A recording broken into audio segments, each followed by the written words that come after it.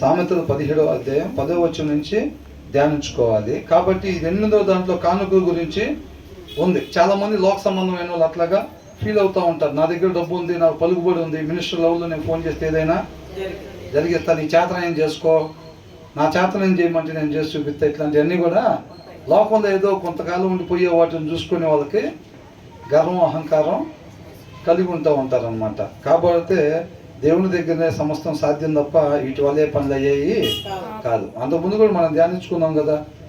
అవును, నీ పెద్దోళ్ళు తెలుసు, ఆ టయానికి ఫోన్ కలవకపోతే సిగ్నల్ ఈ రాకపోతే జరగాల్సిన నష్టం జరిగిపోయింది. తర్వాత ఏంటి నా ఫోన్ చేశాడని చెప్పి ఫోన్ చేస్తే మిస్డ్ కాల్ ఉందని, అప్పటికే ఇంకెక్కడ ఆయన అయ్యా అయిపోయింది అని అనుకుంటారు. అవునా కదా? అలాగే అనుకుంటారు చాలామంది. కాబట్టి విజయం యెహోవా వశం. కాబట్టి మనం ఆయన్ని కలిగి ఉన్నప్పుడే మనం కూడా నిత్యం జయం పొందుకునే వారంగా ఉంటాం తప్ప ఆయన లేకుండా జయాన్ని పొందుకుందాం అనుకుంటే మాత్రం అది అయ్యే పని కాదు. ఆ ప్రయాస వేద్దాం. 9వ వచనంలో ఏమనుంది? గోరువాడు అని అంటున్నారు ఇక్కడ. ఎవరంట? అలాంటి ఉద్దేశం ఏమి లేకపోతే వాళ్ళు తప్పులేం కప్పిపుచ్చాల్సిన పని ఏమి లేదు. ఎవరంట? మళ్ళీ ఒకసారి చదవండి. ప్రేమనంట వృద్ధి చెయ్య కోరువాడు. అలా ఎవరన్నా కోరుకుంటుంటే కనుక ఏంటంటే జాయిసి,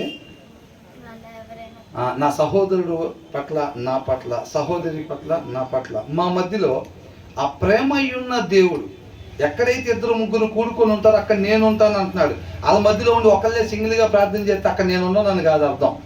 ఎక్కడైతే 2 వ్యక్తులు ఉంటారో వాళ్ళిద్దరి మధ్యలో ప్రేమ అయి ఉంటాడు అనమాట ఆయన. అది 2-3 కూడుకున్న దగ్గర నేను ఉంటాం అంటే. అంతే తప్ప అయ్యో నేను ఒక విషయం గురించి ప్రార్థన చేద్దాం అనుకుంటున్నా, నేను ఒక్కనే చేస్తే దేవుడు ఎండ కాబట్టి ఒక 2కి ఫోన్ చేసి మీ 2 కూడా వస్తే మనం 3 కూడుకొని ఉన్నట్టుంటుంది. కాబట్టి మన 3 ఉన్నప్పుడు నేను చేస్తే ప్రార్థన దేవుడు దాన్ని ఆలకిస్తాడు అనేది కాదు. నువ్వు రహస్యంగా వెళ్ళి తలుపేసుకొని ప్రార్థన చేయమన్నాడు. మరి అక్కడ 2-3 కూడుకొని ఉంటారుగా, ఆ ప్రార్థన ఏందా? అదే బలమైన ప్రార్థన. అసలు దేవునితో బలంగా నాటబడాలంటే అదే బలమైన ప్రార్థన. అర్థమవుతుందండి? మనం ఆశపడేది కాకుండా నిజంగా ఆ పరిస్థితి వచ్చినప్పుడు నిలబడి తట్టుకోవాలనంటే ఆ శక్తిని ఇచ్చే ప్రార్థన ఏకాంత ప్రార్థన. మరి అక్కడ ఒకళ్ళే ఉంటారు కదా. కాబట్టి మనం వచ్చినాన్ని తప్పుగా అర్థం చేసుకోకూడదు. 2-3 కూడా ఒకళ్ళు ఉన్నప్పుడు ప్రేమ చూపించడానికి ఉండిద్దా? ప్రేమ చూపించాలంటే 2వ వ్యక్తి కావాలి. అవునా కదా? ఆయన ప్రేమ అయి ఉన్నాడు. బహుశా అందుకనే మనిషిని తయారు చేసుకుని ఉంటాడు దేవుడు. ఎందుకని? ఆయన వెలకట్టలేని ప్రేమ చూపించాలంటే అవతల ఇంకొకరు ఉండాలి కదా. అవునా కదా? అందుకనే ఆయన ప్రేమమయుడని మనం అనుకుంటున్నాం. కాబట్టి ఏంటంట 2-3 ఉన్న దగ్గర ప్రేమ ప్రేమయ్య ఉన్న దేవుడు వాళ్ళ మధ్యలో ఉంటాడన్నమాట. ఆయన ఏ ప్రేమ అయి ఉన్నాడో ఆ ప్రేమ కలిగి ఉండాలి మనం. నిస్వార్థమైంది, వెలకట్టలేనిది, త్యాగపూరితమైంది. అవునా? ఆయన ప్రేమ ఎలాంటిది? లోక సంబంధమైందా? పాత పాటలు దగ్గర నుంచి మంచి మంచి పాటలు ఉన్నాయి. మంచి మంచి పాటలు అలాంటి వాటిలో నుంచి ఆయన ప్రేమని వివరిస్తూ వస్తున్నారు అనమాట. కాబట్టి ఎవరైతే ఆ ప్రేమని వృద్ధి చేసుకొనగోరుచున్నాడో అలాగా నాకు ఎవరితో కలహాలు లేకుండా ఉండాలి. నాకు అందరితో ఆ దేవుని ప్రేమ నేను కలిగి ఉండాలి. ఎదుటి వాళ్ళు అర్హత లేకపోయినా, ఏమీ చూడకుండా, వాళ్ళలో ఏ మంచి లేకపోయినా, నాది ఏ మంచి లేకపోయినా, నన్ను దేవుడు ఏ రీతిగా ప్రేమించి నా కోసం ప్రాణం పెట్టాడో మిగతా వాళ్ళ దగ్గర కూడా నేను అటువంటి ప్రేమని కనపరిచేవాడిగా ఉండాలి అని ఎవరికైతే ఆ గోరుచున్నాడో వాళ్ళు ఏం చేయాలంట? అంటే దాని ముందు కూడా చదవాలి. తప్పిదములు ఏం చేస్తారంట? దాచిపెట్టును. దొరికారా? అవునా? పెద్ద భక్తుల్లో బిల్డప్ ఇస్తున్నారు కదా. ఈ విషయం తీసుకెళ్ళి ఊరు మొత్తం చెప్తే వాళ్ళు పెద్ద భక్తులు కాదని తెలిసిపోయింది అందరికి. అక్క గురించి మొత్తం చెప్తే కానీ ఈ విషయం వెళ్ళి ఆమె ఇట్లాంటిదమ్మా అని చెప్తే అన్నిట్లా చూడమ్మా అని చెప్తే ఊరు మొత్తం అబ్బో అవునా ఈ బైబుల్ తీసుకెళ్ళి పెద్ద భక్తులు అనుకుంటున్నాం, ఇదే ఈ సంగతి అని అనుకుంటారులే. ఎప్పుడెప్పుడు అందరిని ఎండగడితే ధన్యానికి వేసి ఇక అందరి గురించి 10 మందిలో 9 మంది గురించి సాడీలు చెప్పినప్పుడు ఏమైంది? ఇంకా అయితే నువ్వు ఒక్కడే మంచోడు అనమాట అనుకుంటారు కదా. నేను ఒక్కడనే మంచోడు అని చెప్పి ఎవరు డైరెక్ట్గా చెప్పరు. పోయి ఈయన ఎట్లా అంటాడు, ఆమె ఎట్లాంటిది, ఆమె ఎట్లాంటిదని చర్చిలో 20 మంది ఉంటే 19 మీద సాడీలు చెప్పేసిద్దేమో. ఇక దీన్ని బట్టి నువ్వు అర్థం చేసుకో ఎవరు మంచోళ్ళు చర్చిలో. ఇక చెప్పండి ఎవరి గురించి? ఏమో గురించి ఈయన గురించే చెప్పలేదు. ఏమో గురించి ఈయన గురించే చెప్పలేదు. ఇంకా అవునా? చెప్పలేదు. దీన్ని బట్టి చూసుకో ఇంకా చర్చిలో ఎవరు మంచోళ్ళు. ఉంటానక్క అని చెప్పి వెళ్ళిపోతారు. అంటే చెప్పకనే చెబుతున్నారు ఏమని, చర్చిలో నేను తప్ప మంచోళ్ళు ఎవరు లేరని. అవునా కదా? అలాగంట ప్రేమను వృద్ధి చేయాలని ఎవరైతే అనుకుంటున్నారో వాళ్ళు ఏం చేయాలంట, తప్పిదములు దాచిపెట్టును అని ఉంది. తర్వాత ఏముంది, అది జనాలు కోరుకునేది ఏంటంట, ఎవడు ఎక్కడ దొరుకుతాడో వాడి దాన్ని పదే పదే పదే పదే చెప్పాలి, వాడి గురించి అదే ప్రచారం చెయ్యాలి, వాడు మంచోడు అనుకోకుండా. అవునా కదా? అట్లాగా ఎవరైతే కప్పిపుచ్చుతారో అన్నాడు. ఇక్కడ ఏమని ఇచ్చాడు, love prospers when a fault is forgiven అని అంటున్నాడు. ఏంటంట, అవతల వాళ్ళు ఎప్పుడైతే తప్పు చేస్తారో చూసుకోకుండా తప్పు చేసినప్పుడు మనం ఏం చేయాలంట, క్షమించేవారుగా ఉండాలన్నమాట. వాళ్ళకి కావాల్సింది చేసినా లేకపోతే అనుకోకుండా చేసినా సరే వాళ్ళు తప్పిదం జరిగినప్పుడు మనం ఏం చేయాలి, క్షమించేవారుగా ఉండాలి. నువ్వు ఎప్పుడైతే అక్కడ క్షమాపణ చేస్తావో అక్కడ బావి దూవినప్పుడు నీళ్లు ఓట దొరికింది చూసారండి, అట్లా ప్రేమ ఓట తయారైందంట. అర్థమవుతుందండి? ఇద్దరు వ్యక్తుల మధ్యలో ఆ వాక్యమై ఉన్న దేవుని ప్రేమ కలగాలి అని అంటే ఎక్కడి నుంచి వచ్చిందంట, అది క్షమించే దాని దగ్గర నుంచి వచ్చింది అని అంటున్నాడు. అర్థమవుతుందండి? ఇద్దరు ఇంటి పక్కన వాళ్ళు కొత్తగా వచ్చారు, లేకపోతే మన ఫెలోషిప్కి కొత్తగా వచ్చారు. అవునా? ఆ దేవుడి ప్రేమ ఇద్దరి మధ్యలో ఉండాలి అని అంటే ఏముండాలంట, క్షమించే తత్వం ఉండాలి. చూసుకోకుండా కాలు తగిలినా, అనుకోకుండా గబక్మని ఏదైనా ఇబ్బంది కలిగినా సరే మనం ఏం చేయాలంట, క్షమించాలి. ఆ ప్రేమ ఎంత బలంగా ఉండాలి, అది శాశ్వత కాలం ఉండాలి అని అనుకుంటే మనం ఎన్నిసార్లు క్షమించాలి? అందుకనే ఒక మనిషిని ఎన్నిసార్లు క్షమించాలి? 7 సార్లు. 7 సార్లు మట్టుగా అంటే ఏమన్నాడు, 70 ఏళ్ళ ఏంటంట, వాక్య ప్రకారంగా ఒక మనిషి ఆయుష్ 70 సంవత్సరాలని రాశారు. కాబట్టి 70 ఏళ్ళ మట్టుకు అని అంటే జీవిత కాలం మనిషిని ఏం చేయాలంట, క్షమిస్తానే ఉండాలి. అది అంతవరకు రక్షణ కలిగి ఉంటాం అంటే. అవునా? అవునా కదా? 2 సార్లు క్షమించాం, 3 సార్లు క్షమిస్తారు ఎవరైనా, 10 సార్లు క్షమించాను బ్రదర్. అవునా? అవునమ్మా, మంచిది, దేవునికే స్తోత్రం, 11వ సార్లు కూడా క్షమించమ్మా అని చెప్పాలి మనం. అవునా? అంతేనా కదా చెప్పాల్సింది? ఆ ప్రేమ ఎవరు ఇట్లాగా గోరువారు ఎవరైతే ఇరువురు మధ్యలో, మా ఇంటి వెనకాలకి మాకు మధ్యలో ఆ వాక్యమై ఉన్న దేవుడి ప్రేమే మేము కలిగి ఉండాలి. ఇంటి పక్కన వాళ్ళు, లేదా పనిచేసే వాళ్ళ దగ్గర, లేకపోతే మా కుటుంబ సభ్యుల్లో, అత్తగారికి కోడలకి, లేకపోతే మామగారికి, లేకపోతే అల్లుడికి, ఇప్పుడు ఇట్లా ఉంటాయి కదా, ఎవరి మధ్యలో అయినా సరే మేము ఆ ప్రేమ కలిగి ఉండాలి అని ఎవరైతే అనుకుంటారో వాళ్ళు ఏం చేయాలంట, వయసు అయిపోయిన అత్తగారు గవిక్కిన ఏదన్నా ఒక మాట అన్నా సరే ఎట్లా ఉండాలి, క్షమించేవాళ్ళుగా ఉండాలి. కొత్తగా వచ్చిన కోడలో ఒక మాట అన్నా సరే అత్తగారు ఏం చేసేటట్టు ఉండాలి, క్షమించేటట్టుకున్నప్పుడు వాళ్ళ మధ్యలో ఏం తయారైద్దంట, ప్రేమ వృద్ధి చెందుతూ ఉండిద్ది అనమాట. అర్థమవుతుందండి? అవునా? పిల్లలు ఎట్లా నడుస్తారో చూసారా? ఇప్పుడు మొట్టమొదటిసారిగా ఎలా అనిపించింది మీ అనుభూతి? అది ఇప్పుడు చూడలేదు కదా, ఇప్పుడే కదా భూమి మీద ఫస్ట్ టైం అంత జరగటం. ఏమైందంట, ప్రేమ ఎక్కడి నుంచి అంట, చాలామంది ఏం చేస్తారు, ఎవరెవరు అంటే ఏం లేదు, చూపుతోనే పొడిచేసినట్టు అయిపోయింది కదా. కాలు ఎవరన్నా చూసుకోకుండా తొక్కారంటే ఒక్కసారి చూసిన చూపు గుండెల్లో నుంచి బాగా అవతలకి వెళ్ళిపోయినట్టు ఉంటుంది చూపుతోనే. అవునా? మళ్ళీ అడిగితే ఏమనుకుంటారు, అందరితో సఖ్యత ఉంటే బాగుంది, మనకి అందరితో సఖ్యత కావాలి. అందుకని అంటారు, నోరు మంచిదైతే ఊరు మంచిదైతే. అవునా కదా? కాబట్టి మనకి ఇరువురు మధ్యలో ప్రేమ ఉండాలి అని అంటేనంట మనం వాళ్ళ తప్పులు క్షమించే వారంగా ఉండాలి. మనం ఎంత క్షమించే తత్వం మనలో ఉంటే 2 సార్లు 3 సార్లు 4 సార్లు లెక్కేసుకోవటం కాదు, జీవిత కాలం మట్టుకు మనం క్షమించేవారుగా ఉండాలి. యేసయ్య ఎంతవరకు క్షమించాడు? అంతవరకు కూడా క్షమించాడు. మనల్ని క్షమించకపోతే పండు తినొద్దు అన్నప్పుడు ఎప్పుడైతే తిన్నారో అప్పుడే మన పని అయిపోయేది. అవునా? అది పార్ట్స్ దొరికే కాదు మనకి. నోటి మాట ద్వారా ఆయన సృష్టిని నిర్మించేవాడు, మనం నాశనం అయిపోవటానికి ఆయన ఏం బలిగితే అయిపోయింది అంటారు. అవునా కదా? ఆయన క్షమించేవాడు. అవునా కదా? అలాంటి దేవుడు మనకున్నాడు. మనల్ని క్షమించి తప్పు చేసిన వాళ్ళని క్షమించటమే కాదు, వాళ్ళ కోసం ఏం చేశాడు, ప్రాణాన్ని పెట్టాడు. మనకు ఒక మంచి మాదిరిని కనపరిచాడు. కాబట్టి మనం ఆయన కృపను బట్టి ఆయన పంపించిన మాటను మనం వాక్యాన్ని సద్వినియోగం చేసుకుంటున్నామా, దుర్వినియోగం చేసుకుంటున్నామా? దేవుడు ఆ దినాల్లో ఇజ్రాయెల్తో మాట్లాడినప్పుడు యెహోషువ, కాలేబు సద్వినియోగం చేసుకున్నారు. అందరికీ చెప్పాడు దేవుడు. ఇప్పుడు ఇక్కడ కూడా అందరు కూర్చున్న వాళ్ళందరికీ చెప్తున్నాడు. ఆయన ప్రేమ అందరి మీద ఉంది. ఆయన కృపను బట్టి అందరితో ఆయన మాటనే మాట్లాడుతున్నాడు. కానీ సద్వినియోగం చేసుకునే వాళ్ళు ఏంటంటే అది జీవాన్ని ఇచ్చిద్దని చెప్పి దానికి విధేయతను చూపిస్తారు. అవునా?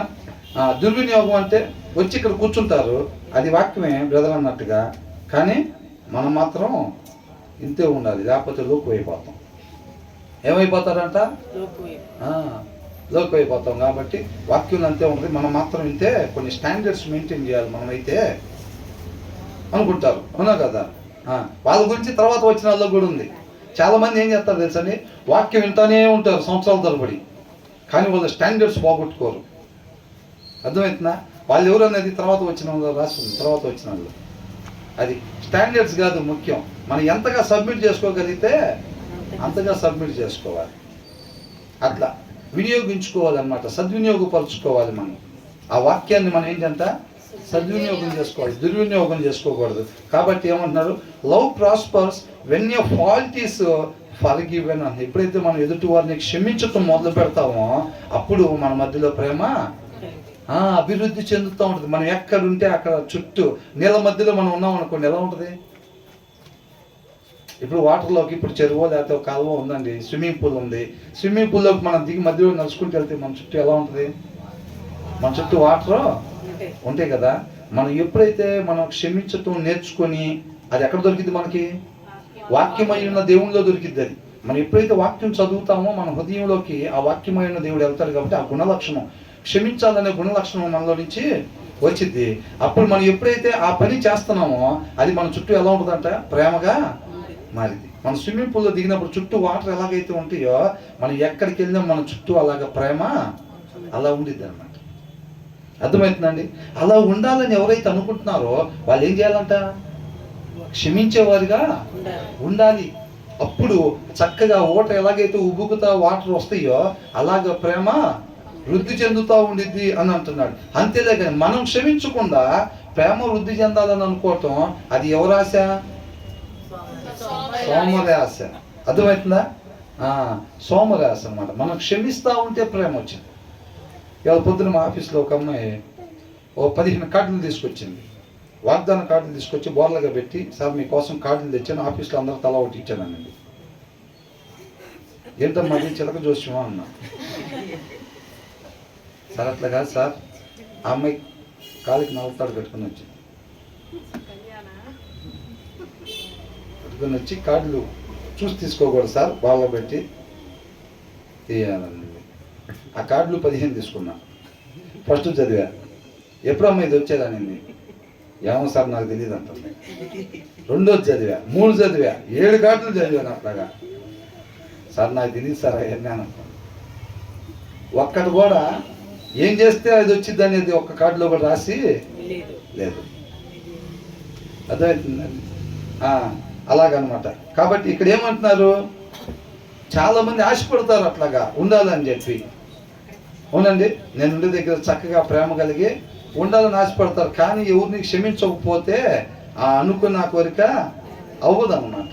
అది సోమరాశిలాగా ఉండిద్ది. కాబట్టి మన చుట్టూ ఆ ప్రేమ ఉండాలి, ఆ ప్రేమ అభివృద్ధి చెందాలి. నేను ఎవరితో మాట్లాడినా సరే ఆ దేవుని ప్రేమ మా మధ్యలో ఉండాలి అట్లాగా అని అనుకునే వాళ్ళు ఎవరైనా సరే క్షమించటం నేర్చుకోవాలి. ఇది లేకుండా అది రాదు. అర్థమవుతుందండి? ఒకప్పుడు తెలిసి తెలియక చేశారులేండి, అంతేనా కదా? ఒకప్పుడు బ్రదర్ ఆ పక్కకు వస్తే ఎంత భయంకరమైన పరిస్థితి ఉంటుంది. అవునా? అది తెలిసి తెలియక చేసినా ఏదైనా సరే క్షమించుకుంటా వెళ్ళిపోతా ఉంటే ఇక్కడ మనకి ఏం కనపడుతుంది? ఒక రివర్, లవ్ రివర్ ఒకటి కనపడుతుంది ఇవాళ ఇక్కడ. అవునా కదా?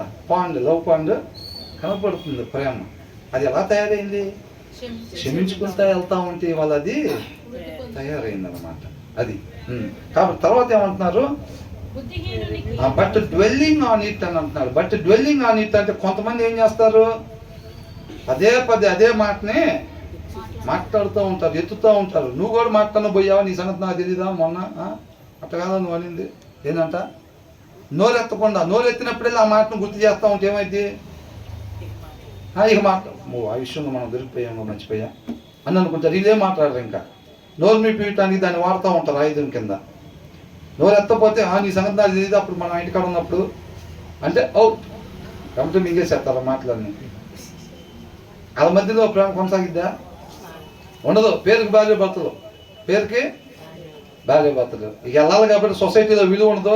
వాళ్ళిద్దరు విడిపోయారంట కానీ చెప్పి కర్రలో చెప్పుకుంటారు. కాబట్టి నీ రూమ్లో నువ్వు, నా రూమ్లో నేను, అంతే అయ్యాం కాబట్టి భార్య భర్తలం, అంతేదా కానీ ఎవరి జీవితం వాళ్ళే అంటారు. ఒకటే ఇంట్లోనే ఉంటూ ఉంటారు. కాబట్టి పదే పదే ఎత్తుతూ ఉంటారు. చూసారంటే ఆ మాటలు మాట్లాడుతూ ఉంటారు. చూసారు, వాళ్ళ మధ్యలో ప్రేమ ఉండదంట.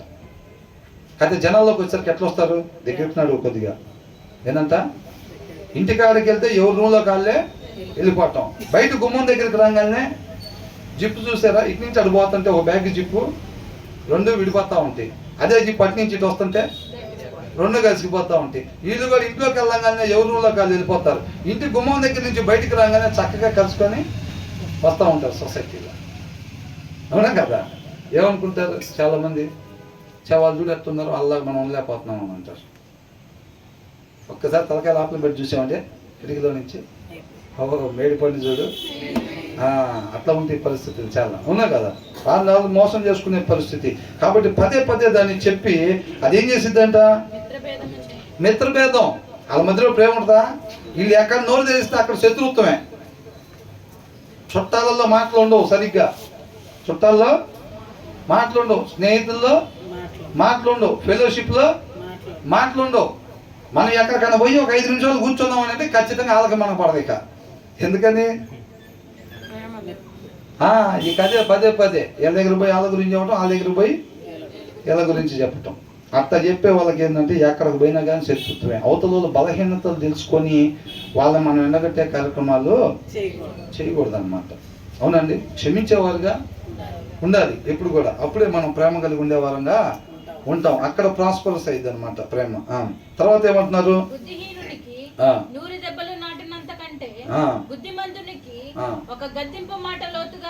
ఏంటంట? మా ఊడు ఎంత చెప్పినా ఎంతలేదండి అసలు. అమ్మాయి అసలు ఏం చెప్పినా ఎంతలేదు అన్న. మీరన్నా ఒకసారి వచ్చి మాట్లాడండి, కొంచెం అక్క మీరన్నా వచ్చి మాట్లాడండి అని అంటారు. ప్రాబ్లం ఎక్కడుందంట దీంట్లో? బుద్ధిహీనుడికి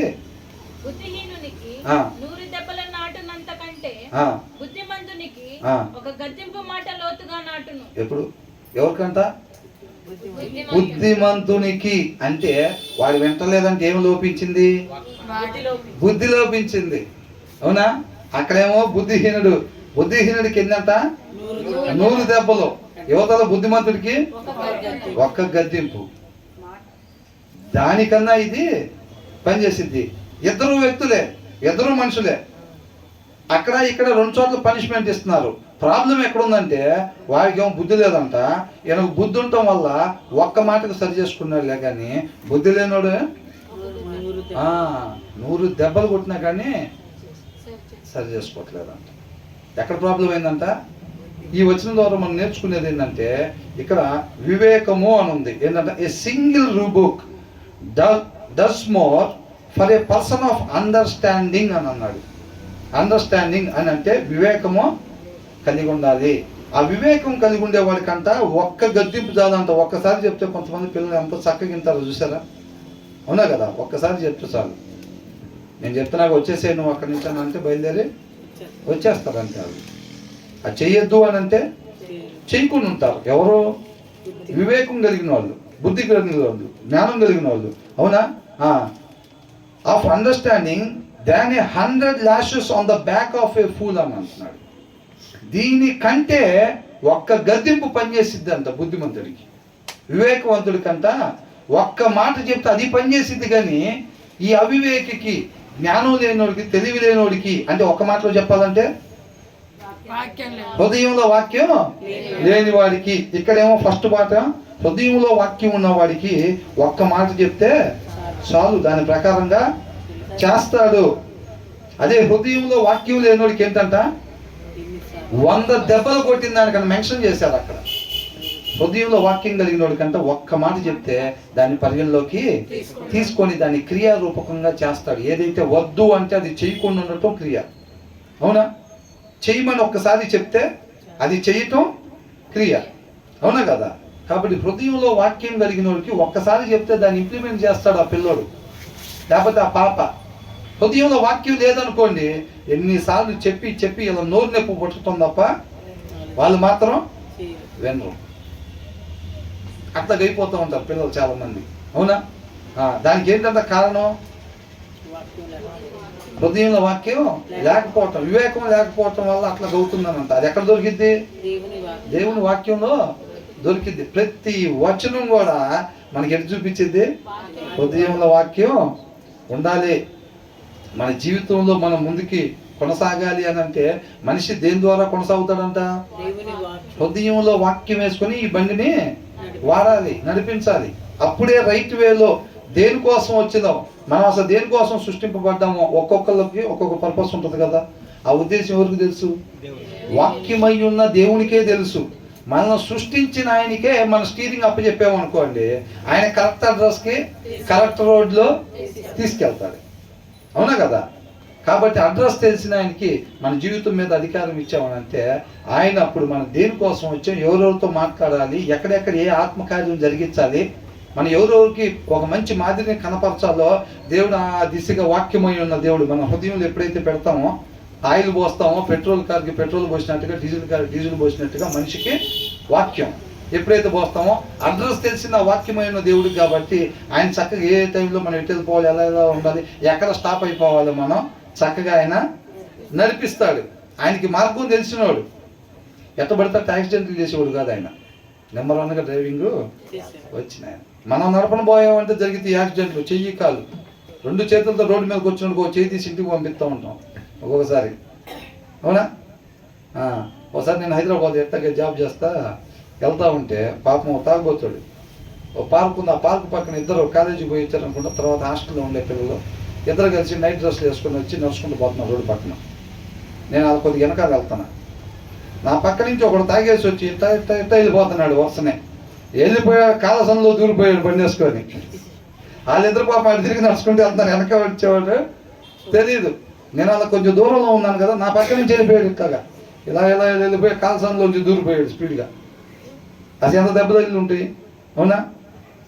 పాపం వాళ్ళకి ఏం తెలియదు, రోడ్డు పక్కన నడుచుకుంటూ పోతున్నారు. వీళ్ళు చూస్తేనేమో పోయి గుద్దేశాడు అనమాట. అట్లాంటివి కూడా జరుగుతూ ఉంటాయి. కాబట్టి మనకేంటంటే మనం డ్రైవింగ్ చేస్తే అట్లుండేది వ్యవహారం. మనం డ్రైవింగ్ చేస్తే అట్లుండేది. ఆయన అయితే చక్కగా మార్గం తెలిసినోడు. ప్రతి ఒక్కరి గురించి మనం ఎటు దేనికోసం పుట్టామో, ఏ కార్యాలు చేయటం కోసం మనం పుట్టామో ఆయనకి తెలుసు. కాబట్టి అవన్నీ ఆయన చక్కగా మార్గాన్ని తీసుకునేది మనల్ని జయింపజేస్తాడనమాట. తర్వాత ఏమని అంటున్నాడు? పిల్లలు వింటలేదంటే మరి ఏం చేయాలి? ఎన్నిసార్లు చెప్పినా వింటలేదండి అంటే ఏం చేయాలి? ఏం లోపించింది పిల్లల్లో? బుద్ధి, జ్ఞానం, వివేకం లేదు. అది ఎక్కడ దొరుకుతాయి? దేవుని వాక్యంలో దొరుకుతాయి. కాబట్టి వాక్యం చక్కగా చదివించండి. మార్పు ఎవరిలో రాదంటే అండి, మనం పోయినసారి కూడా అనుకున్నాం, పైన అక్షరాలు ఏరుకుంటూ వెళ్ళిపోతాయి. ఎన్ని సంవత్సరాలు ఏరినా కానీ మార్పు రాదు. సారాంశం వెతకాలి, సారాంశం వెతకాలి. దాన్ని భుజించుకుంటా వెళ్ళే వాళ్ళు వచ్చింది మార్పు. వాళ్ళ రూపం మారుతూ ఉంటుంది, వాళ్ళ పోలిక మారుతూ ఉంటుంది. ఏసైలాగా వాళ్ళు మారిపోతూ ఉంటారు అన్నమాట. అక్షరాలు ఏరుకుంటా పోతూ ఉంటే ఎన్నిసార్లు ఏరుకున్నా ఉపయోగం ఏమీ ఉండదు. తర్వాత ఏమంటున్నారు? ఏం చేస్తారంట? Evil people are eager for rebellion అంటే తిరుగుబాటు చేయటానికి అంత వాళ్ళ ఆతృతతో. ఎస్, హోటల్లో ఆర్డర్ ఇచ్చాం బిర్యానీ. అవునా? వెయిటర్ చూస్తే అక్కడి నుంచి తీసుకుని వస్తున్నాడు పొగలు వచ్చే బిర్యానీ. ఎలా ఉంటుంది? తొందరగా వెయిట్ చేస్తున్నాం ఇక్కడ. అవునా? వెయిటింగ్ అని అంటారు. ఇక తాలిబొట్టి ఇవ్వండి, పెళ్లి కొడుకు తాలిబొట్టి ఇవ్వండి అనగానే ఎట్లుంటుంది? కట్టాలి అంటారు. అవునా? దాన్ని ఈగర్లీ వెయిటింగ్ అని అంటారు. అది అంటున్నాడు. ఏంటంట? ఎవరు? ఈవిల్ పీపుల్, హృదయంలో వాక్యం లేనివాడంట. దేనికోసం ఆతృత పడతా ఉంటాడంట? కీడు చేయటానికి ఆతృత పడతా ఉంటాడు అనమాట. అదే హృదయంలో వాక్యం ఉన్నవాడైతే దేవుని చిత్తం ఏంటంట? దేవుని చిత్తం ఆయన చిత్తమే నెరవేర్చాలి. ఆయన గొప్పగా మహింపరచాలి. అదే అదే అదే అదే ఉండిద్ది అనమాట. ప్రతి క్షణం కూడా అదే ఆలోచన ఉంటుంది. ఎవరికి? హృదయంలో వాక్యం ఉన్న వాళ్ళకి. వాక్యం లేని వాళ్ళకి ఏంటంట, ఏదైనా సరే మనకు అనిపించింది చేయటమే, మనకు అనిపించింది చేయటమే, మనకు అనిపించింది చేయటమే. అట్లా చేస్తారు వీళ్ళంటూ. తిరుగుబాటు చేయటానికి అంటే ఏం చేస్తారంట, కోరుకుంటారంట. తర్వాత క్రూర దూత అంట. But they will be severely punished అని అన్నారు. ఏంటంటే అట్లా చేస్తే ఏమైందంట, తిరుగుబాటు చేస్తే. అవునా? తిరుగుబాటు చేస్తే ఏమైందంట, సివియర్లీ పనిష్డ్ అని అంటున్నాడు. ఖచ్చితంగా వాళ్ళ మీదకి ఏమొచ్చిందంట, శిక్ష వచ్చింది. Cruel people want to rebel and so viciously attackers will be send against them అని అంటున్నాడు. అర్థమవుతుందండి? మనకి వాక్యం లేని వాళ్ళు ఎవరైతే హృదయంలో ఉంటారో వాళ్ళు దేనికోసం చూస్తారంట, తిరుగుబాటు. వాక్యం వద్దు అన్నది చేయటానికే వాళ్ళు తాతాలాడిపోతూ ఉంటారు అన్నమాట. ఖచ్చితంగా రేపు వాళ్ళ పనిష్మెంట్ వచ్చింది అని అంటున్నాడు. తర్వాత పిల్లలను పోగొట్టుకొని ఎలుకబంటిని ఎదుర్కొనవచ్చును గాని మూర్ఖపు పనులు చేయుచున్న మూర్ఖుని ఎదుర్కొనరాదు. చూసారా? హృదయంలో వాక్యం లేని ఏమంటారు, మూర్ఖుడు అని అంటారు. అర్థమవుతుందండి? ఒక మూర్ఖుడిని అంటే హృదయంలో వాక్యం లేనోడిని ఎదుర్కోవటం అన్నంత. పిల్లలను పోగొట్టుకున్న ఎలుకబంటి ఎలా ఉండిద్ది? అన్నా నమస్తే, తిన్నావా అక్క, తిన్నారా, టిఫిన్ భోజనాలు అయినాయా అని అంటే అక్క నెమ్మదిగా మాట్లాడిద్దా? అసలు దొరికితే చీల్చేయటమే ఇంకా. అవునా? పిల్లలను బాగొట్టుకుని ఎలుగుబంటి ఎలా ఉండిద్ది? అవునా? ఆ సీడేదనుకుంటా. కుక్క పిల్లలను తీసుకెళ్తేనే వదిలిపెట్టదు కుక్క, అవునా కదా? కుక్క పిల్లలను తీసుకెళ్తుంటే వచ్చేసరికి కుక్క పిల్ల కనపడుతూ దగ్గరే ఉండుంటే వానికి అరవటమే ఈడేనేమో అని, అవునా కదా? మరి ఎలుగుబంటి కూడా పిల్లలు పోయినాయి. ఆ టైంలో అక్కడ ఎవడు ఎదురు కనపడితే వాడిని చీల్చేసేస్తే ఈడేననుకుంటా తీసుకెళ్ళింది నన్ను, అవునా కదా? ఈ హృదయంలో వాక్యం లేనివాడిని కలిసేదానికన్నా దాన్ని కలవటం మేలు అంటున్నాడు. అంటే చూడండి అసలు ఈయన వల్ల ఎంత డేంజర్ ఉంటుందో చూడండి. అదేనా రాస్తుంది అక్కడ. It is safer to meet a bear robbed of her cubs than to confront a fool caught in foolishness అని అంటున్నాడు. హృదయంలో వాక్యం లేనివాడిని కలిసేదానికన్నా అంట పిల్లలు బాగొట్టుకుని ఎలుగుబంటిని కలవటం మేలు అంటున్నాడు. అర్థమైందండి? హృదయంలో వాక్యం లేకపోతే ఎంత డేంజర్ అనుకున్నారు అసలు. ఏమైందండి? వాక్యం చదవలేదు అంతేగా. ఏందంట ఇప్పుడు వాక్యం చదవలేదా అంటే ఏందో అసలు ఎవరినో మర్డర్ చేసి మర్డర్ చేశారా అన్నట్టుగా వాక్యం చదవలేదా అంటారు. ఏంది అసలు? ఏంటంటే వాక్యం చదవకపోతే ఏమైంది ఇప్పుడు అంటున్నాడు. నువ్వు ఎప్పుడైతే నేను వాక్యం చదవమో పిల్లలను బాగొట్టుకున్న ఎలుగుబంటి కన్నా భయంకరంగా మనం ఉన్నాము అని అర్థం. ఎలుగుబంటి ఏం చేసిద్ది? దాన్ని మహా అయితే కలిసిద్ది, లేకపోతే చెయ్యో కాలో కొరికిద్ది, తీసేసిద్ది. హృదయంలో వాక్యం లేకపోతే ఏమైంది? అది ఈయన నరకానికి తీసుకెళ్ళింది, అవతలని కూడా నరకానికి పోయేటట్టుగా చేసింది. అవునా? శాశ్వత నరకమా? ఇప్పుడు ఎలుగుబంటి శాశ్వత నరకానికి పంపించిద్దా? అది పంపిదు. కానీ ఒక చక్కగా ప్యాంటు షర్ట్ వేసుకొని హృదయంలో వాక్యం లేకుండా ఉంటారు చూసారా, అది పంపిస్తారు. అర్థమైందా? అయిపోయిందా? సర్దుకోటాలు నీట్గా చదువుకోవాలి. తెచ్చుకున్నారుగా దువ్వెనలు, అద్దాలు, పౌడర్లు, కొబ్బరి నూనెలు. ఏం చేస్తారో తెలియదు. వాక్యం జరిగేంతసేపు మీరు చదవాలి. తర్వాత లాస్ట్ పార్ట్ అనగానే ఇంకప్పుడు అయ్యా, అవునా బ్రదర్? మీరు కూడా ఉంటారు దాంట్లో, మర్చిపోవాలని అంటున్నారు. ఉంటాను కదా నేను కూడా. అది అంటున్నాడు. ఏంటంటే హృదయంలో వాక్యం లేకపోతే నీట్గా తలదూకొని రావచ్చు, ప్యాంట్ షర్ట్ వేసుకొని రావచ్చులే, కానీ వాళ్ళతో ఎంత డేంజర్ ఉందంటే సొసైటీలో ఎంత డేంజర్ ఉందంట. పిల్లలను బాగొట్టుకుని ఎలుగుబంటి దగ్గర కన్నా పోవచ్చు. అది మహా అయితే ఒక కాళ్ళు చెయ్యి కొరికి తీసి అవతల వేసిద్ది అంతేలే. కానీ వీడికి కానీ దొరికామంటే ఏం చేస్తాడు? వాడు చేయకూడన పని చేసి వాక్యం లేని హృదయంలో నుంచి వచ్చేది. అంటే వాక్యంతో ఆ మనిషి హృదయం నడవాలి. దేవుడు అట్లా తయారు చేశాడు. అవునా? వీళ్ళు ఏం చేస్తారు? వాక్యం లేకుండా హృదయం నుంచి మోసకరమైంది వచ్చింది. ఆ మోసకరమైన దాంతో వీళ్ళు మోసకరమైన పనులు చేసి వీళ్ళు నెత్తి నరకానికి పోయి వీళ్ళ ప్రవర్తన ద్వారా, వీళ్ళ మాటల ద్వారా, వీళ్ళ చూపు ద్వారా అవతల ఉండి కూడా నరకానికి పోయే మాదిరికరాన్ని వీళ్ళు ఏం చేస్తారు? ప్రమోట్ చేస్తారు. వీళ్ళు అర్థమవుతున్నాడు? ఎలుగుబట్టి మహా అయితే కాలు చేయ తీసిద్ది. ఈయన ఏం చేస్తాడు? నిత్య జీవమే చేస్తాడు. ఈయన హృదయంలో వాక్యం లేనివాడు ఏం చేస్తాడు? నిత్య జీవం లేకుండా చేస్తాడు. వాళ్ళకి కాదు, వాళ్ళ కాడికి పోయినోడికి కూడా.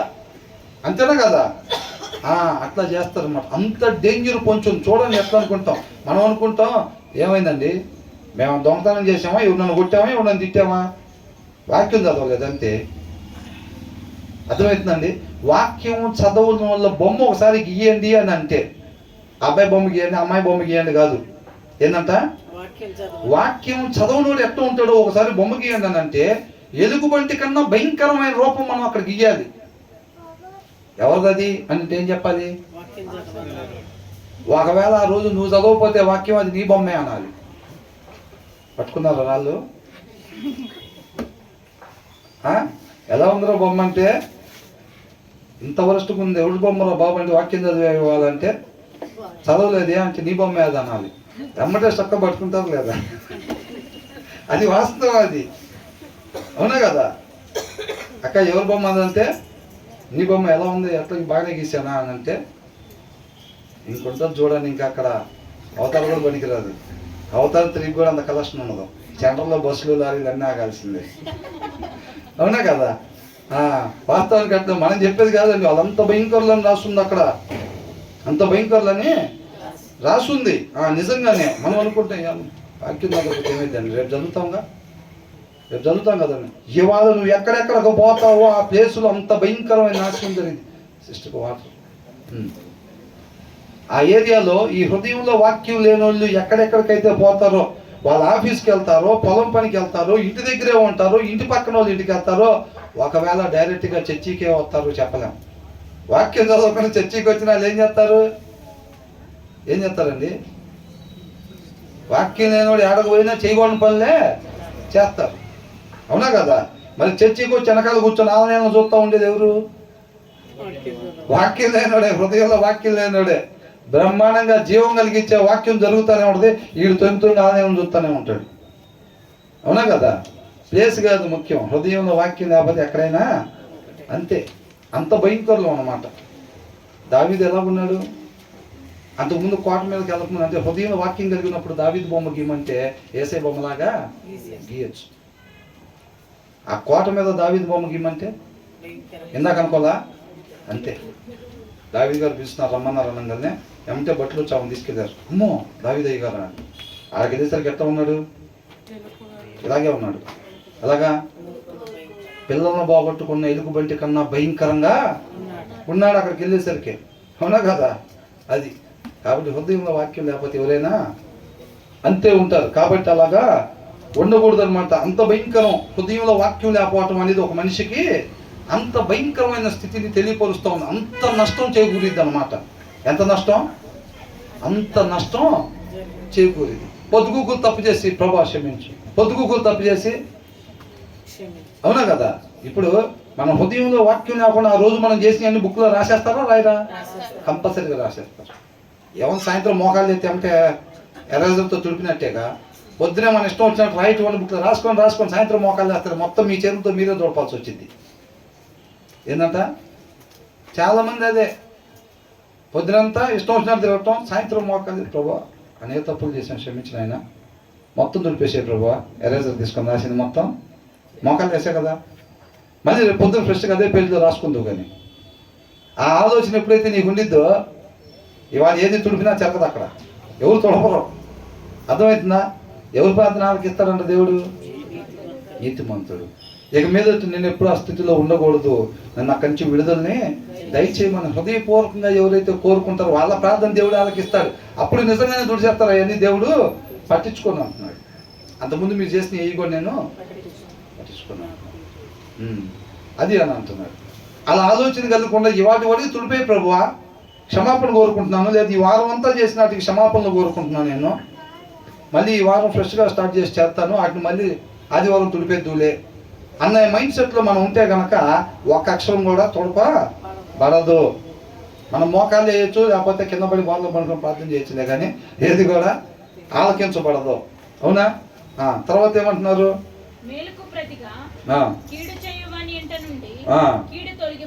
అది ఎందుకని తొలగిపోదంట? ఎందుకని తొలగిపోదంట? మళ్ళీ ఒకసారి చదవండి. మేలుకి ప్రతిగా కీడు కానీ చేస్తే అవతలోళ్ళు మనకి మెయిల్ చేస్తే అరే తెలుగు తక్కువ రా వాడికి మనకు పెట్టాడు, మనం పెట్టకుండా ఉంచుకుంటే వాడు పెట్టిందని మనం పెట్టాల్సిన 2 మిగిలిపోతాయి. ఏంటంట వాళ్ళు తెలివి తక్కువ వాళ్ళంట, వాళ్ళు వండుకొని మనం తీసుకొచ్చి పెట్టారంట. మనం కూడా పెడితే మనం కూడా ఆ స్థితిలాగానే ఉంటాం. వాళ్ళు తీసుకొచ్చి ఇచ్చి మనం తీసుకొని మనం వాళ్ళకి పెట్టాల్సి పెట్టకుండా ఉన్నాం అనుకో, 2 మిగులుతాయి మన దగ్గర. ఎన్ని మిగులుతాయి అంట? 2 మిగులుతాయి అని అయితే ఏమైందంట? మేలుకు ప్రతిగా కీడు చేయవని ఇంట నుండి కీడు తొలగిపోదు. కీడు ఎందుకు తొలగిపోదు? కీడు ఎందుకని తొలగిపోదు అసలు? కీడు ఎందుకు తొలగిపోదు? ఆ ఇంట్లో కీడే ఎందుకని ఉండిద్ది?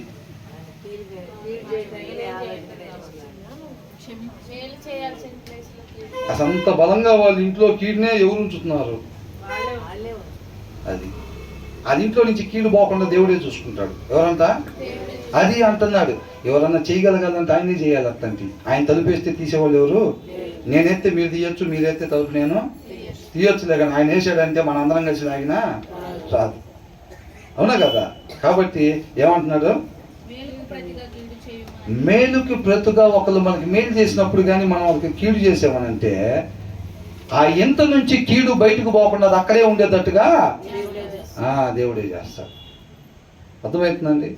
ఒక్కసారి లైన్ పక్కన మాత్రం అడిగి పెట్టామంటే మన ఎదురు ఎవరు నిలబడతారు? దేవుడే నిలబడతాడు అంతే. అప్పుడు దాకా దావీదు బలమే దేవుడు, తర్వాత ఎవరు? అవునా? ఎవరికి విరోధంగా పాపం చేశాను అంటున్నాడు? దేవుడికే విరోధంగా పాపం చేసిన ఫైటింగ్ అప్పుడు వాళ్ళిద్దరికి. అవునా? ప్రభా నువ్వు ముందుకు వచ్చేవి ఏంటంటే నువ్వే నన్ను ముందు పెట్టుకున్నావు అంటున్నాడు. అవునా కదా? అట్లాగ అంటున్నాడు. కాబట్టి మేలు చేసిన వాళ్ళకి మేలు చేయటం కాదు, మేలు చేసిన వాళ్ళు కూడా కీడు చేసే భయంకరులు ఉంటారు. చాలామంది ఉంటారా లేదా? అట్లా ఎవరన్నా చేస్తే మాత్రం వాళ్ళ ఇంట నుంచి అంత ఆ కీడు బయటికి తొలగిపోదంట. ఎన్ని టైం వాళ్ళకి కీడని అంటే జీతం తగ్గటం, లేకపోతే వచ్చిన డబ్బులు ఖర్చు అవటం, ఇది కాదు కీడు. వాక్యం ఎప్పుడైనా సరే ఆత్మీయంగానే మాట్లాడుతూ ఉంది. అది అర్థమైందండి? మనం ఉండాల్సిన రీతిగా ఉండము. కాబట్టి మనం ఏం చేయాలంట? ఏం చేయాలి? మనం మేలు చేసిన వాళ్ళకి కీడు చేసిన వాళ్ళకి కీడు చేసిన వాళ్ళకి కూడా మేలే చేయాలి. ఎందుకని అట్లాగా? అసలు ఒక అద్భుతమైన మాట మేము చెప్పాను కదా, అంత ముందు కూడా చెప్పాము సార్.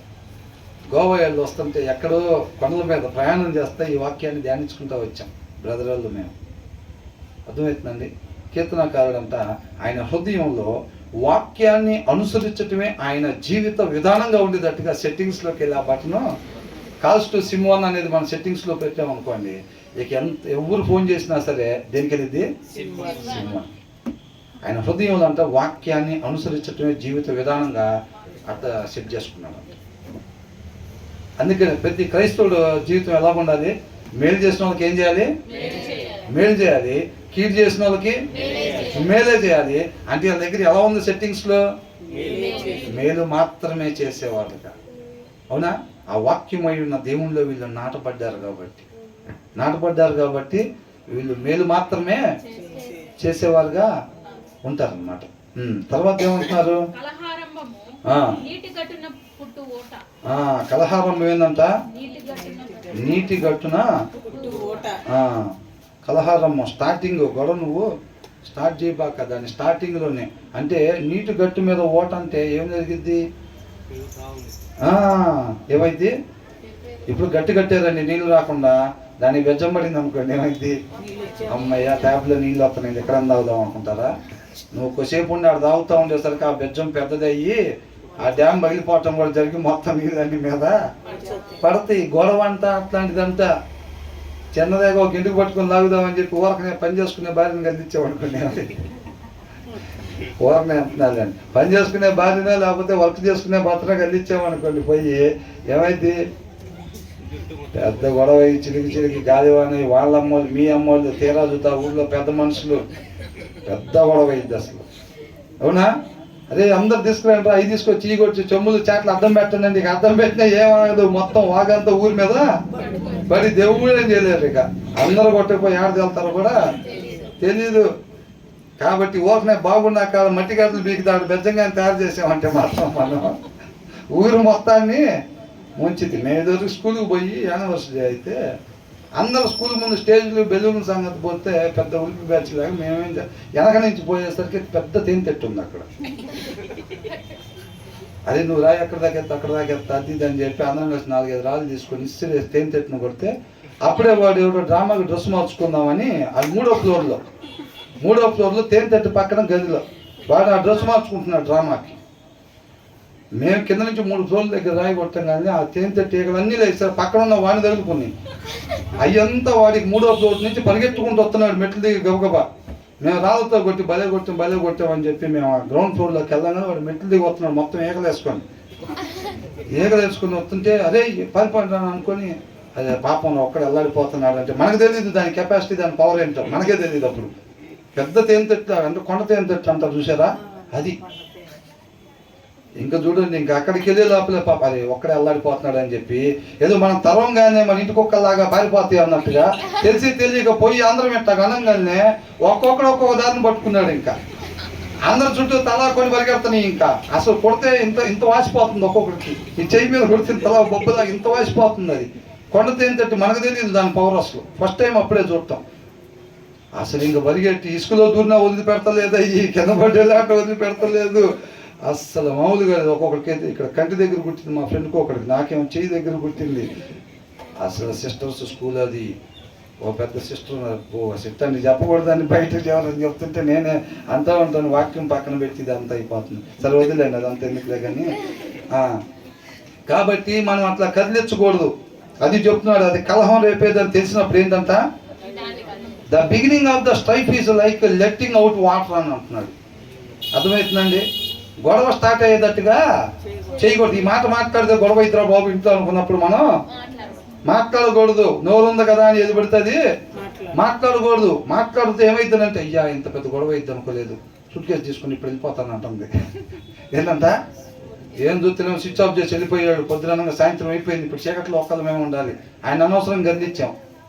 ఏం చేస్తారు కొంతమంది భర్తలు ఎడదగని వాన్ లాంటిది అంటే ఏంటిది గయ్యాలతో కాపురం ఏంటంట ఎడదగని వాక్యంలోనే రాసి ఉంది. అది ఎడదగని వాన్ లాంటిది అంటే ఇంట్లో ఉండటానికి వీల్లేదు, భర్త ఉండటానికి వీల్లేదు. ఉండలేక మనశ్శాంతి స్విచ్ ఆఫ్ చేసి వెళ్ళిపోయి నైట్ అయినా కానీ రాడు. అప్పుడు దాకా ఒక పూట అట్లా ఉంటే తెలిసి వచ్చింది. రెండోసారి నన్ను సతాయించుకొని ఉంటారు అనుకుంటా. చేయబాకండి ఎవరు దయచేసి అవి చేయకూడని పనులని చెప్తున్నా. అవునా కదా. అట్లా చేస్తూ ఉంటారు కొంతమంది. అట్లాగే మనం చేసుకోకూడదు. వాళ్ళ మధ్యలో సమాధానం కలిగి ఉండేటట్టుగా చూసుకోవాలి. సమాధానం దేవుని వాక్యంలో ఉండదు కాబట్టి ఆ సమాధానం కలిగి ఉండేటట్టుగా చూసుకోవాలి. కానీ కలహాలకు దారి తీసేది ఏది కూడా మనం చేయకూడదు అనమాట. అది అని అంటున్నాడు. తర్వాత ఏమని అంటున్నాడు, so drop the matter before a dispute breaks out అని అంటున్నాడు. ఆ పనులు మానుకోవాలంటున్నాడు. Starting a quarrel is like a breaching a dam అని అంటున్నాడు. సో డ్రాప్ ద మ్యాటర్, అందరితో వదిలిపెట్టు. అవునా ఇది అక్కడ దారి తీరులే అవును మాట్లాడితే మనం ఆగకూడదు. లాస్ట్ మాట మంద అయి ఉండాలి. ఏంటంట గొడవలో లాస్ట్ మాట ఎవరు అవ్వాలి? మంద అవ్వాలి. ఇద్దరు అత్తగా అనుకుంటారు. అవునా ఇద్దరు అత్తగా అనుకుంటారు. గుమ్మం బయటకు వచ్చింది కూడా చూసుకోరు, తన్నుకోవటం ఊర్లో మొత్తం చూస్తారు. అలా చూసుకోలేదు, గుమ్మం బయట తన్నుకోవాల్సి వచ్చిందని. తర్వాత లోపల కప్పు కాఫీ చేసుకొని ఇద్దరు మాట్లాడుకు మొత్తం చూసారు మన ఇద్దరిని తిట్టుకోవటం. ఇప్పుడు అట్టగా అనుకుంటారు కవరింగ్ మళ్ళీ. అవునా కాబట్టి ఏంటనంత అనుకోలేదు. అసలు అమ్మాయి తనసరి బొమ్మను కోపం వచ్చింది. ఒక మాట అన్నాను, లాస్ట్ మాట నాతో అవ్వదని అమ్మాయి అనింది.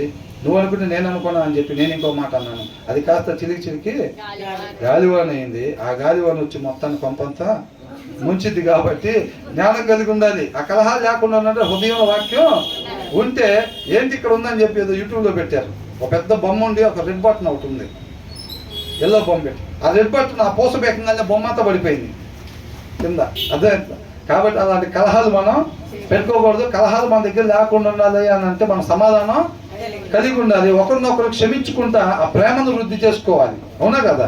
ఎవరైనా కానీ ఆ ప్రేమను వృద్ధి చేసుకునే వాళ్ళం ఉండాలి తప్ప కలహాలు మాత్రం మనలో ఉండకూడదు. అదేమైందంటే so drop the matter before a dispute. మన వ్యవహారం మన చేతులు దాటిపోయి వెళ్ళిపోయిందాక చేసుకోకూడదు. కాబట్టి స్టార్టింగ్లోనే దాన్ని ఏం చేయాలంటే డ్రాప్, వదిలిపెట్టు ఆ గొడవని.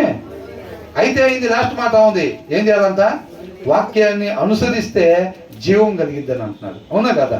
లాస్ట్ మాట ఉంది అయినా సరే నువ్వు ఇంకొక మాట మాట్లాడకుండా ఉంటే మీ ఇద్దరు కలిసి జీవం పొందుకుంటారు. అట్ట కాకుండా లాస్ట్ మాట నాది అవ్వాలనుకున్నారంటే మాత్రం అయిపోయింది, మొత్తం నల్లబడిపోయింది ఇంకా. అవునా కదా?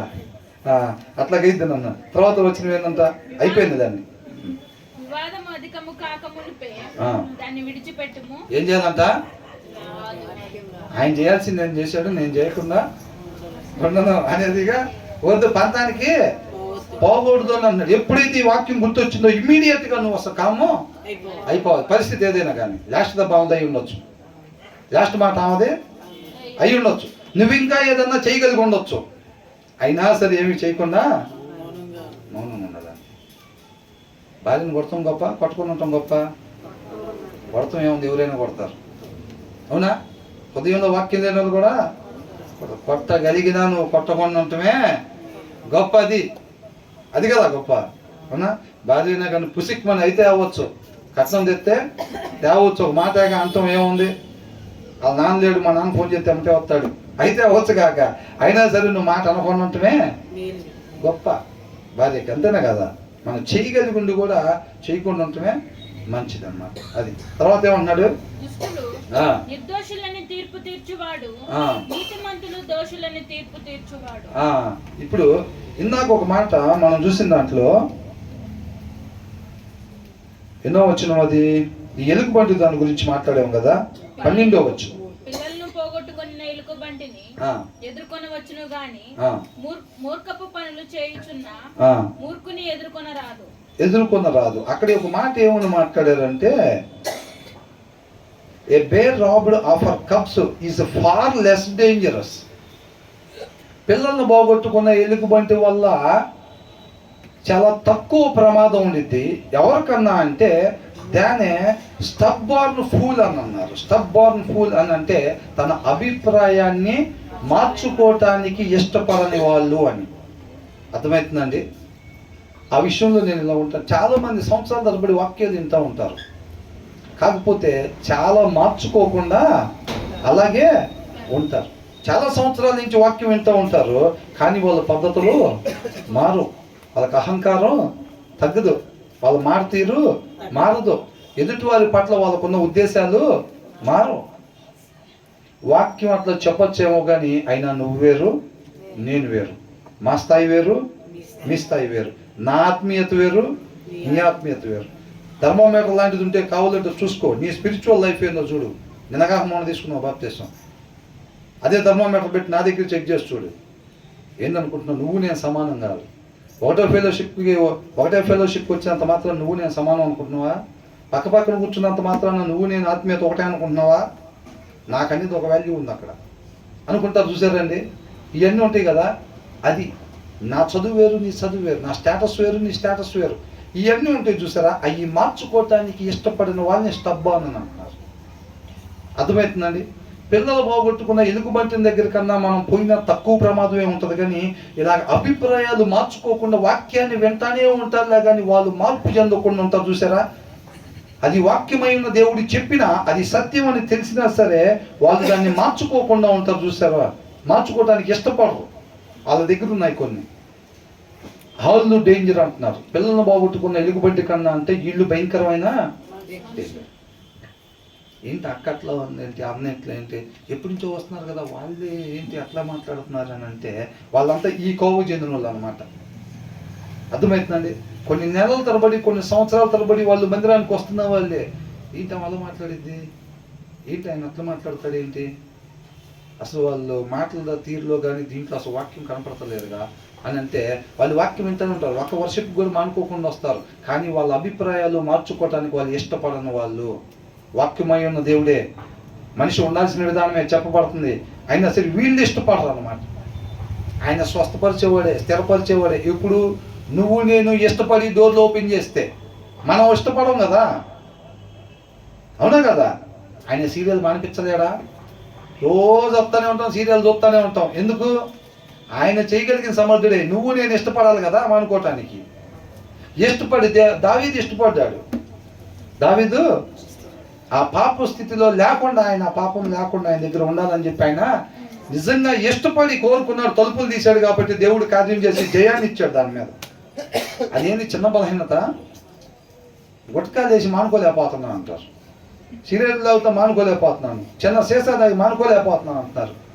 మరి ఆడపిల్లల జోలికి పోవటం, అక్కడ దగ్గరకు పోవటం అని అంటే అదేమో చిన్న బలహీనత.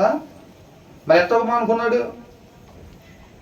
తన అభిప్రాయాల్ని విడిచిపెట్టడానికి ఆయన ఇష్టపడ్డాడు, దాంట్లోనే ఉండటానికి ఇష్టపడలేదు. చాలామంది ఏం చేస్తారంటే వాక్యమై ఉన్న దేవుడు ఏదైతే మనలో మచ్చను చూపిస్తున్నాడో వీళ్ళకి అది మచ్చని తెలిసినా కానీ ఏం చేయరు, వీళ్ళు ఇష్టపడరు మార్చుకోవటానికి, తన అభిప్రాయాలు మార్చుకోవటానికి ఇష్టపడరు. అందుకని వాళ్ళు ఎన్నో సంవత్సరాల నుంచి మందిరాలకు వస్తూనే ఉంటారులే కానీ ఎదుటి వారికి వాళ్ళలో క్రీస్తుని కనపరచలేరు వాళ్ళు. అర్థమవుతుందండి? రోజు చర్చికి పోతూనే ఉంటారు, వాళ్ళ ఆ పొరుగు వాళ్ళతో వాళ్ళకున్న డీలింగ్ దాంట్లో వాక్యమైన దేవుడు కనపడ్డు. అర్థమవుతుందండి? వాళ్ళు ఏంటంటే వాళ్ళ అభిప్రాయాలు మార్చుకోకుండా ఉండేవాళ్ళు. వాక్యం అలా చెప్తుంది, నేను అలా లేననుకుంటా, ఆ విషయంలో నేను సరి చేసుకోవాలని అనిపించినా సరే నేను ఇలాగే ఉందామని వాళ్ళు లోపల ప్రిపేర్ అయ్యి ఉండేవాళ్ళు అనమాట. వాళ్ళని అంటున్నాడు, వాళ్ళంతా భయంకరులు అనమాట. అర్థమవుతుందండి? వీళ్ళు పిల్లలను బాగొట్టుకుని ఎలుగుబంటి కన్నా వాళ్ళు అంత భయంకరమైన స్థితిలో మనం చాలా మందిని చూస్తూ ఉంటాం. మనం చర్చిలకు పోతూ ఉంటారు, వాళ్ళ ఇళ్ళలో కూడా మాటలు కావచ్చు, పొరుగు వారిని డీల్ చేసే విధానం కావచ్చు, ఎప్పటి నుంచో చర్చిలకు పోతూ ఉంటారు, కానీ వాళ్ళలో వాక్యం ఉండదు, కనపడదు. తర్వాత ఏమంటున్నారు? 15వ వచనం కదా ధ్యానించుకుంటున్నాం. ఏంటంట? నీతిమంతుడి దోష నిర్దోష? నీతిమంతుడు దోషియా నిర్దోష? నిర్దోషి. నాకే జన్మలుగా 4 తిరగదైతే మీ అందరూ వెయిట్ చేస్తున్నారు. ఇంకా నాకే పొరపాట్లు జరుగుతూ ఉంటాయి ఆ విషయాల్లో. ఏంటంట?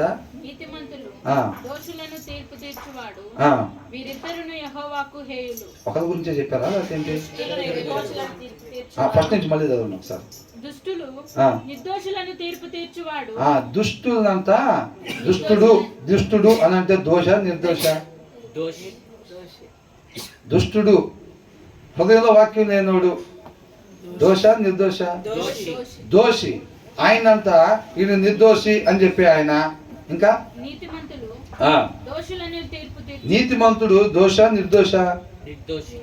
నిర్దోషి అని అంటే ఏ దోషం చేయని వాడు. నీతిమంతుడు అంటే వాక్యాన్ని అనుసరించేవాడు నిర్దోషి.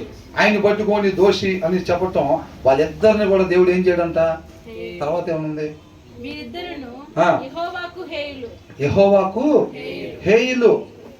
అవునండి, తప్పు చేసిన వాడిని తప్పు చేశాడనే చెప్పాలి, అవునా కదా? ఆ దోషిగా ఉండేవాడిని దోషనే చెప్పాలి, నిర్దోషిగా ఉండేవాడు నీతిమంతుడనే చెప్పాలి. అలా కాకుండా మనం కానీ మార్చి చెప్పినట్లయితే కానీ ఆయనకేంటంటే నీతి న్యాయం. దేవుడు తప్పుగా తీర్పు ఇవ్వటానికి పార్షాలిటీ చూపించడానికి ఉండదు. ఎందుకని? అది ఆయనలో ఉండదు అసలు. అది ఒకళ్ళలో నుంచి చెడు రావాలని అంటే అది ఫస్ట్ ఎక్కడ ఉండాలంట? అది వారిలో ఉండాలి. ఫస్ట్ ఒక చెడ్డ మాట మాట్లాడాలంటే ఫస్ట్ ఆ మాట ఎక్కడ ఉండాలి? వాళ్ళ హృదయంలో ఆ చెడు ఉంటేనే ఆ మాట నోట్లోంచి బయటికి వచ్చింది. కాబట్టి దేవుడి దగ్గర చెడు అనేది ఆయన లోపల అసలు ఉండదు, కాబట్టి ఆయనలో నుంచి బయటికి రాదన్నమాట. కాబట్టి మనం దోషిని నిర్దోషి అని చెప్పటం, నిర్దోషిని దోషి అని చెప్పటం, వాళ్ళిద్దరు కూడా యెహోవాకి ఏంటంట? ఎక్విటింగ్ ద గిల్టీ, తప్పు చేసిన వాళ్ళని నిర్దోషి అని చెప్పటం, and condemning the innocent, both are detestable to the lord అని అంటున్నారు. ఇద్దరిని దేవుడు ఏం చేస్తాడంట? ద్వేషిస్తాను అని అంటున్నాడు. అంటే దీన్ని బట్టి మనకి ఏమర్థం అవుతుంది? ఏదైనా న్యాయంగా ఉండాలి. తప్పు చేసినోడు తమ్ముడైనా సరే ఏం చెప్పాలి? తప్పు చేశాడు, మావాడు తప్పు చేశాడు, చేయలేదు అనుకోండి, అది అంతకుముందు వాళ్ళు మన పడకపోయినా కానీ ఏం చెప్పాలి? తప్పు చేయలేదనే చెప్పాలి, అంతే తప్ప దాన్ని మనం అటు ఇటు మార్చడానికి. నీతి న్యాయం ఆయన సింహాసనానికి ఆధారాలు. ఒక విశ్వాసికి కూడా ఆధారాలు ఆ రెండే కావాలి. ఆ విశ్వాసి జీవితం మీద ఒక మనిషి దేని మీద నిలబడతాడు? 2 కాళ్ళ మీద నిలబడతాడు. కాబట్టి మనకు కూడా నీతి న్యాయమే ఆధారాలుగా ఉండాలన్నమాట. కాబట్టి మరలా ఒకసారి ఇంటికి వెళ్ళిన తర్వాత ఈ 6-7 వచనాలని మరలా ఒకసారి ధ్యానించుకోవాలని చెప్పి కోరుకుంటాను. దేవుడికి మహిమ కలుగుగా.